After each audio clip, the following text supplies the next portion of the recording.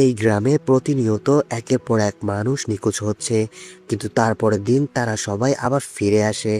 একই মুখ, একই শরীর, কিন্তু তার ভেতরে আগের মতো সে মানুষটার নেই। তাকে দেখে মনে হয় তার জায়গায় রহস্যময় অদ্ভুত কাউকে দেখতে পাচ্ছি।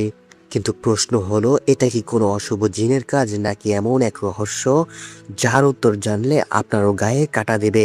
আজকের গল্প এরকমই একটা ভয়ানক কারেন্ট জিনকে নিয়ে।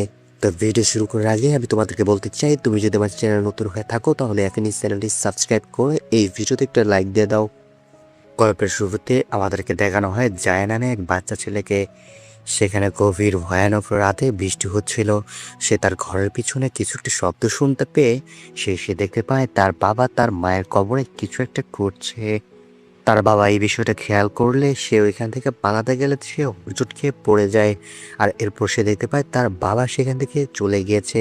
তারপর জায়া তার মৃত মায়ের কবরের কাছে গিয়ে দেখতে পায় তার মায়ের মৃত পচা গন্ধযুক্ত লাশ। সে এটা দেখে খুবই ভয় পেয়ে যায় এবং সে ওইখান থেকে দ্রুত বাড়ি চলে যায়। এরপর আমরা দেখতে পাই ফিত্রি নামে এক মেয়েকে। তিনি তার অসুস্থ মা এবং তার ছোট ভাইকে নিয়ে এক বাড়ির মুখে বসবাস করতেন। তারপর আমরা দেখতে পারি জায়া যখন স্কুলে যাবে, যার স্কুলের কয়েকজন ছেলে মেয়ে জায়াকে অনেক বিরক্ত করতে থাকে। শুধু আজকে না, জায়াকে সবসময় বিরক্ত করতে থাকে, এরা তার সাথে খুবই খারাপ আচরণ করে। আর এই দৃশ্য দূর থেকে জায়ার বাবা মাকনুর দেখতে পায়। ছেলের কষ্ট সহ্য করতে না পারে ছেলেকে নিয়ে সে স্কুলের কেরানির কাছে যায় আর তার কাছে বিচার দেয়। কেরানি তাকে তার মুখের ওপরই না করে দেয়, বলে যার কাছে টাকা নেই তার ছেলের বিচার গ্রহণ করা হবে না। এরপর থেকে জায়ের বাবা গরিব হওয়ার কারণে তার ছেলের সাথে সবসময় অন্যায় করা হতো। এদিকে ফিত্রি এই বিষয়টা লক্ষ্য করে জায়ের বাবাকে জিজ্ঞেস করে কি হয়েছে। মাকনুর সবকিছু তাকে খুলে বলে। পরদিন সকালে জায়া যখন আবার স্কুলে যাবে, সেখানে আমরা দেখতে পারি তার স্কুলের কয়েকজন মিলে তার সাথে আবার খারাপ আচরণ করতেছে। আর ফিত্রি এই বিষয়টা দেখে সে এটা সহ্য করতে না পেরে স্কুলে চলে যায় কেরানির সাথে দেখা করার জন্য।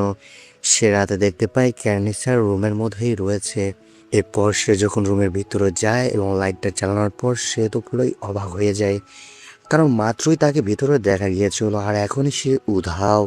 এরপর সে সামনের দিকে দুটো পা দেখতে পায় এবং সে এগিয়ে দেখে কেরানি স্যারের ভয়ানক মৃত লাশ। আর তার দুটো চোখ খুলে নিচে পড়ে রয়েছে। এটা দেখে সে খুবই চিৎকার করতে থাকে এবং ঘর থেকে বেরিয়ে সবাইকে ডাকাডাকি করতে থাকে। এরপর বাইরে থেকে কয়েকজন এসে তারা ঘরের ভিতরে কিছুই দেখতে পায় না। আর ভিতরি তো খুবই অবাক হয়ে যায়, কারণ কিছুক্ষণ আগেই সে লাশটা দেখেছিল আর এখনই উধাও। পরদিন ফিচি স্কুলে গেলে একজন কর্মকর্তা তাকে জিজ্ঞেস করে, রাতে তুমি যা দেখেছো ভুল দেখেছো, কেরানি স্যার তো বেঁচে আছেন। এরপর ভিত্রি স্যারের সাথে দেখা করার জন্য ওইখানে গিয়ে স্যারকে জিজ্ঞেস করে, আপনি কি ঠিক আছেন? এবং তার অদ্ভুত ভয়ানক আচরণ দেখে ভিত্রি খুবই ভয় পেয়ে যায় এবং সে ভাবতে থাকে কিছু একটা গোলমাল রয়েছে এবং সে এখান থেকে বেরিয়ে পড়ে। এরপর আমরা একটা লোককে দেখতে পারি, সে জায়ের বাবার সাথে দেখা করে তাকে বলে, গতকাল কেরানি স্যারের অফিসে তোমার একটা কার্ড পেয়েছিলাম আর আমি বুঝতে পেরেছি তুমি কেরানি স্যারের সাথে কিছু একটা করেছো। তুমি যদি আমাকে টাকা না দাও তাহলে আমি সবাইকে সব কিছু জানিয়ে দেব। এরপর জায়ের বাবা বলে, তুমি বসো, আমি টাকা নিয়ে আসছি। এরপর আমরা যা দেখতে পেলাম এটা তো খুবই ভয়ানক ছিল। এরপর আমরা দেখতে পারি ফিরছি যখন বাড়ি ফিরছিল তখন দোস্তির নামে সে লোকটাকে দেখতে পায় এবং তাকে স্কুলের বিষয়ে কয়েকটা প্রশ্ন করায় সে কোনোভাবেই উত্তর দিচ্ছিল না। এবং ফিত্রি এটা অনুভব করতে পারে তার শরীর থেকে পচা বিশ্রী গন্ধ বেরোচ্ছিল। আসলে যার বাবা তাকে মারার পর একটা দুষ্ট কারেন্ট জিন তার রূপ ধারণ করে ঘুরে বেড়াচ্ছে। এরপর আমরা আবারও দেখতে পারি কয়েকজন মিলে জায়কে বিরক্ত করছে। এক পর্যায়ে তো তাকে টানতে টানতে ওয়াশরুমে নিয়ে গিয়ে তার উপরে পেশাব করে দেয়। যায় এই ব্যাপারটা কাউকে লজ্জায় বলতে পারে না এবং সে ওয়াশরুমে গিয়ে যখন তার শরীরটা ধুতে নিচ্ছিল তার বাবা তা এটা দেখে ফেলে এবং তার ছেলের কষ্ট কোনোভাবেই সে সহ্য করতে পারে না। একদিন ভিচি জায়ের বাবা মাকরুনের সাথে দেখা করে জায়ের ব্যাপারে জিজ্ঞেস করে। মাকরুন তাকে জানায়, আমার ছেলেকে নিয়ে কাউকে চিন্তা করতে হবে না, তুমি তোমাকে নিয়ে চিন্তা করো। আমার ছেলেকে কেউ দেখতে পারে না, সবাই আমার ছেলের সাথে অন্যায় করে, আমার ছেলের জন্য তো আমি একাই যথেষ্ট। আসলে এই কথাটা বলার একটা কারণ রয়েছে। মাকরুন একদিন ফিত্রির মায়ের সাথে জায়ের ব্যাপারে কথা বলছিল, কিন্তু ফিত্রির মা মাকরুমের এই অভিযোগটা গ্রহণ করে না এই জন্য মাকরুন তাদের উপর রাগান্বিত হয়েছে। ওই দিন রাতে ফিতরি এবং তার অসুস্থ মা ঘুমিয়েছিল। ফজরের সময় ফিতরির মা নামাজের জন্য অজু করতে গেলে সে কিছু একটা উপস্থিতি টের পেয়ে যায়। আর সে যখন দেখতে যায় ঠিক তখনই এর পরদিন ফিতরি ঘুম থেকে উঠে তার মাকে না দেখতে পেয়ে সে তো খুবই ভয় পেয়ে যায় এবং তার মাকে দুই ভাই বোনে মিলে খুঁজতে থাকে। এরপর তারা যা দেখতে পায় তাদের মা একদম সুস্থ হয়ে গেছে এবং তাদের জন্য তাদের সুস্বাদু খাবার রান্না করেছে। এই বিষয়টা দেখে তারা দুই ভাই বোন তো খুবই খুশি হয়ে যায় এবং তারা খুশিতে কান্নায় ভেঙে পড়ে। এরপর তারা লক্ষ্য করে তার মায়ের মধ্যে কিছু অদ্ভুত আচরণ। এটা দেখে তারা মনে মনে কিছুটা হলেও ভয় পেয়ে যায় এবং ভাবতে থাকে এটা যে আসলে তাদের মা। এর পরদিন ফিতরিকে দেখতে পারি সে ক্যারেন স্যারের অফিসে কোনো একটা সাক্ষ্য নিতে এসেছে। এরপর সে ক্যারেনের অদ্ভুত আচরণ দেখে ফিতরি খুবই ভয় পেয়ে যায় এবং সেখান থেকে বেরিয়ে যায়। এরপর ফিতরিকে আমরা দেখতে পারি তার মায়ের জন্য ওষুধ নেওয়ার জন্য একটা বুড়ি মহিলার কাছে এসেছে। তার কাছ থেকে ওষুধ নিয়ে তার মায়ের কাছে আবারও চলে এসেছে। রাতে আমরা দেখি তার মা কিছু অদ্ভুত খাবার রান্না করে তাকে জোর করে খাইয়ে দিচ্ছে। ফিতরি এক চামচ খেয়ে তো তার বমি বমি ভাব চলে এসেছে, কারণ তার মা যেগুলো খাবার বানিয়ে এনেছিল সেগুলোর মধ্যে পচা পোকামাকড় বিলবিল করতেছিল এবং তার মায়ের মধ্যে একটা অদ্ভুত আচরণ দেখতে পায়। সে এখান থেকে ভয়ে ঘর থেকে বেরিয়ে যায়। এরপর আমরা দেখতে পারি জায়কে যে কয়েকটা ছেলে ডিস্টার্ব করতেছিল তাদের মধ্যে দুইজন রাতের অন্ধকার একটা লোককে কোনো বাড়ির অ্যাড্রেস জিজ্ঞেস করছে। আর সেই লোকটা অ্যাড্রেস বলে দেয়। তারা দুজন সামনের দিকে এগোতে থাকলে তারা লক্ষ্য করে সেই লোকটা তাদেরকে ফলো করছে। আর এটা দেখে তারা দৌড়াতে থাকলে এক পর্যায়ে তাদের উপর সে লোকটা ভয়ানক আক্রমণ করে বসে। আসলে এটা ছিল জায়ের বাবা মাকলুন। আসলে তার ছেলের উপর হওয়া অন্যায়ের প্রতিশোধ নিচ্ছে মাকলুন। এরপর মাকলুমকে আমরা দেখতে পাই রাতের অন্ধকারে পুতুলকে লাশ আকৃতিতে সাজিয়ে সেটার মধ্যে কয়েকজনের নাম লেখে কালো জাদু করছে। আসলে তার ছেলের সাথে যারা যারা অন্যায় করেছে তাদেরকে সে শাস্তি দিচ্ছে। আর সেই কালো জাদু করছে তার মৃত স্ত্রীর কাফনের কাফন দিয়ে। এরপর আমরা ওই বুড়িটাকে দেখতে পাই সে তার টং দোকানের মধ্যে কিছু করতেছিল। সেখানে চলে আসে মাকরুন আর সে তার উপর আক্রমণ করতে থাকে। আসলে মাকরুন যাদের উপরে আক্রমণ করতেছিল তারা আসলে তার ছেলের সাথে অন্যায় করেছে। আর এই বিষয়টা ভিতরি বাইরে থেকে দেখতে পায়। আর এটা দেখে সে খুবই ভয় পেয়ে যায় এবং গ্রামবাসীদেরকে ডাকাডাকি করতে থাকে।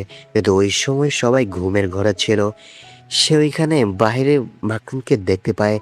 মাখুনকে ভিতরে ডেকে ভিতরে নিয়ে গিয়ে সে দৃশ্যটা দেখাতে গেলে তারা ভিতরে কিছুই দেখতে পারে না। এরপর তারা দেখে সেই বুড়িটা ঘর থেকে বেরিয়ে আসছে। এটা দেখে তো ভিতরে খুবই ভয় পেয়ে যায়, কারণ কিছুক্ষণ আগে এই বুড়িকে মারতে দেখছিল সে। এরপর আমরা সেই ক্যারনি স্যারকে দেখতে পাই। তার রুমের মধ্যে একটা কর্মী তার জন্য কিছু নিয়ে আসতে সে একটা পচা গন্ধ দেখতে পায়। ঠিক তখনই টেবিল থেকে কিছু নিচে পড়ে গেলে সে কর্মীটা নিচে ঝুঁকে দেখে সেই ক্যারনি স্যারের পা দিয়ে পচা গন্ধ বেরোচ্ছে এবং সেখানে অনেকগুলো পোকা ধরেছিল। সেইটা দেখে তো খুবই ভয় পেয়ে সে তার উপরে ওইখান থেকে বেরিয়ে যায়। আসলে আমরা যাদেরকে অদ্ভুতভাবে দেখতেছি তারা আসলে কেউই বেঁচে নেই। তাদের আসলে কারেন্ট জিন তাদের উপর ভর করে তাদের চেহারা নিয়ে অদ্ভুতভাবে ঘুরে বেড়াচ্ছে। এর পরদিন ফিতরি মসজিদের ইমামের সাথে দেখা করে তাকে সবকিছু খুলে বলে।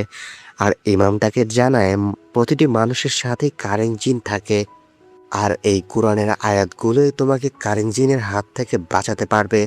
এরপর আমরা দেখি মসজিদের ইমাম বাচ্চাদেরকে পড়ানোর সময় সে খুবই দুর্গন্ধ একটা বুঝতে পারে এবং সে পিছনে তাকিয়ে তার ছেলের অদ্ভুত চেহারা দেখতে পায়। এটা দেখে সে খুবই ভয় পেয়ে মসজিদ থেকে বেরিয়ে যায় এবং বাহিরে তার উপর আক্রমণ করে বসে মাকরুন। আসলে এই ইমামের ছেলেও মাকরুনের ছেলেকে অনেক বিরক্ত করত, কিন্তু ইমাম তার ছেলেকে কখনোই শাসন করতো না। এই জন্যই মাকরুন তাকে সেখানে মেরে ফেলে এবং তার উপর জিন ভর করে দেয়। এরপর সেদিন রাতে ভিচি হুজুরের দেওয়া কোরআনের তেলাওয়াতগুলো তারা পড়তে থাকে এবং তারা দুই ভাই বোনে মিলে বুঝতে পারে তাদের সাথে এখন খারাপ কিছু হতে চলেছে। এরপর তারা তার মায়ের অদ্ভুত আচরণ দেখতে পেয়ে তার মার কাছে গেলে তার মায়ের ভয়ানক অদ্ভুত চেহারা দেখতে পায়। এরপর তারা সেখান থেকে খুবই ভয় পেয়ে তারা দুজন বেরিয়ে যায় ঘর থেকে। তারা সেখান থেকে পালিয়ে হুজুরের বাসাতে এসে দেখতে পায় হুজুর সহ তার ছেলে দুজনেই কারেন্ট জিন হয়ে গেছে। এরপর তারা খুব ভালো করে বুঝতে পারে এইসব আসলে জায়ের বাবাই করছে। এই জন্য তারা দুজন জায়ের সাথে দেখা করে তাকে এসব ব্যাপারে কথা বলে আর তাকে বলছে যে গ্রামের মানুষদের সাথে আসলে কি হচ্ছে। জায়া তখন বলে আসলে আমার মা ফিরে এসেছে। এরপর জায়া তার বাবার আস্তানা তাদেরকে নিয়ে যায় এবং তারা দেখতে পায় জায়ের বাবা যেখানে কালো জাদু করতো সেখানে অনেক পুতুল রয়েছে এবং সেই পুতুলগুলোর মধ্যে সবার নাম রয়েছে। এখানে ভিত্রির ভাইয়েরও নাম রয়েছে। এটা থেকে ভিত্রি এবং ভিত্রির ভাই জায়ের কাছে ক্ষমা চায় এবং তারা ভুল স্বীকার করে। এরপর ভিত্রি জায়কে বোঝায় যে তোমার বাসায় যিনি রয়েছে তিনি আসলে তোমার মা নন, তিনি হচ্ছে কারেন জিন। এরপর সেখানে দেখা যায় ভিত্রি যখন কোরআন তেলাওয়াত করতেছিল ঠিক তখনই জায়ার মা কারেন জিন এখানে চলে আসে এবং ভিত্রির উপর যখন আক্রমণ করতেই যাবে তখন ভিত্রির ভাইয়ের হাত লেগে একটা পুতুল আগুনে পড়ে যায়। এর ফলে আমরা দেখতে পারি জায়ার মা আগুনে পড়ে যায় আর ভিত্রি এবং তারা সবাই মিলে বুঝতে পারে যে এই পুতুলগুলো যখন আগুনে পোড়ানো হবে তখন সব আত্মাই মারা যাবে। এরপর আমরা দেখতে পারি জায়ার যে মেন ভিলেন ছিল তার উপর আক্রমণ করে বসে জায়ার বাবা মাকরুন। এক পর্যায়ে তাকে মেরে সেখান থেকে টেনে নিয়ে যায়। তাকে মারার পর ওর বাসা থেকে বেরোনোর সময় গ্রামবাসীরা তাকে দেখে ফেলে এবং তার উপর আক্রমণ করতে থাকে। ঠিক তখনই এখানে চলে আসে জায়া এবং ভিত্রি এবং ভিত্রির ভাই। এক পর্যায়ে দেখা যায় মাকরুন নিজেকে বাঁচানোর জন্য তার কালো জাদুর মন্ত্র পাঠ করতে থাকে। ঠিক তখনই সমস্ত কারেন্ট জিন সেখানে উপস্থিত হয়ে যায় এবং ভিত্রি সেখানে কোরআন তেলাওয়াত করতে ধরলেই সমস্ত জিনগুলোই ভয়ানক আকৃতি ধারণ করে ভিত্রির উপর আক্রমণ করতে যায়। ঠিক তখনই ভিত্রির ভাই বুদ্ধি করে মাকরুনের কালো জাদুর সেই পুতুলগুলো এনে আগুনে পুড়ে ফেলে।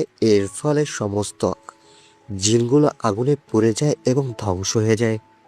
যখন সমস্ত কারেন্ট জিন ধ্বংস হয়ে যায় এরপর মাকরুনকে গ্রামবাসীরা সবাই মেরে ফেলে। এরপর গ্রামবাসীরা যখন মাকরুনের ছেলের উপর আক্রমণ করতে যাবে ঠিক তখনই ভিজি এবং তার ভাই মিলে জায়াকে সেখান থেকে বাঁচিয়ে নিয়ে যায় এবং জায়াকে বলে তুমি এই গ্রাম থেকে অনেক দূরে চলে যাও। এরপর আমরা অনেক দিন পর জায়াকে দেখতে পারি তার বাবার কবরের মধ্যে সেখানে বসে সে তার বাবার মতো কালো জাদু করতেছে। ঠিক তখনই ওইখানে গল্পটি এখানে শেষ হয়ে যায়। আমি আজকের মতো ভিডিওটি এখানেই শেষ করছি। তোমাদের সাথে দেখা হবে নেক্সট কোনো ভিডিওতে।